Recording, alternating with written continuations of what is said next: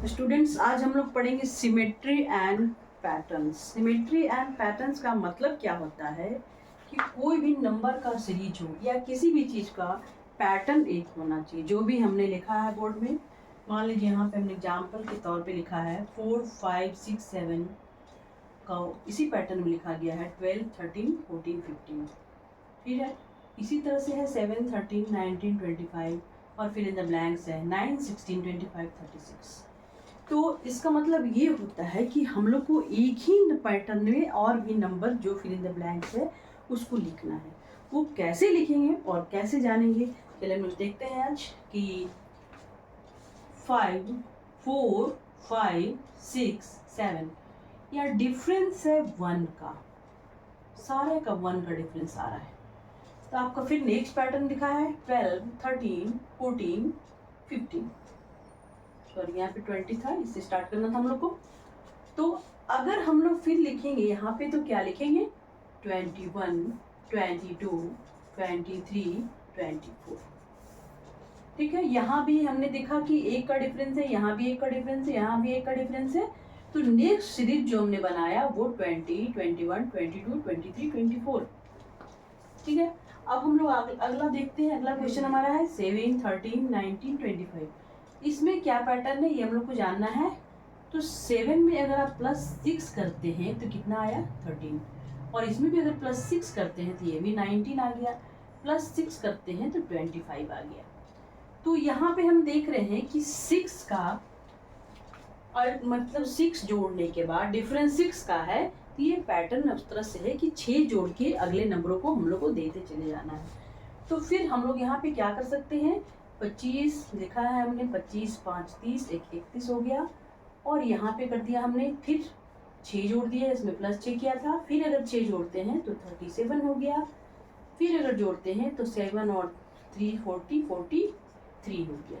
तो इतना फिर आगे इसी तरह से पैटर्न अगर हो तो ये लिखते चले जाएंगे हम लोग। नेक्स्ट अगर देख रहे हैं कि ये 9 है, 16 है, 25 है, 36 है, तो इसको हम लोग क्या समझेंगे, कैसे डिफरेंस निकालेंगे। अगर डिफरेंस निकालते हैं तो 9 और 7 में से 7 का डिफरेंस है, 16 और 9 25 का डिफरेंस है, 16 और 9 यहाँ 9 का डिफरेंस है, यहाँ 7 का डिफरेंस है।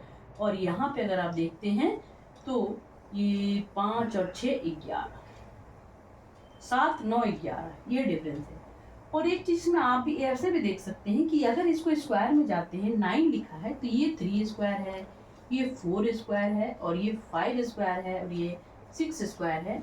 तो अगर यहाँ पे आप देखते हैं तो हम लोग 7 स्क्वायर भी लिख सकते हैं, 8 स्क्वायर भी लिख सकते हैं, इसका डिफरेंस है। तो आप यहाँ पे देखेंगे कि हमने 3 3 9 लिखा और 4 4 16 हो गया, 5 5 स्क्वायर तोड़ेंगे तो क्या हो जाएगा, ये हो जाएगा 25 हो जाएगा, और ये 36 हो जाएगा। तो ये 7, 9, 11।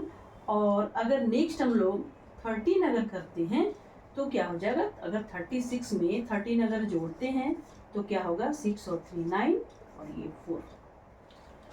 तो इसमें दो तरह से हम लोग पैटर्न को लिख सकते हैं, नंबरों के पैटर्न्स को दो तरह से लिख सकते हैं। यहाँ पे हमने लिखा 49, और अगर फिर हम लोग ये 7 से 7 का स्क्वायर हो सकता है, यहाँ पे हम लोग लिखते हैं 64।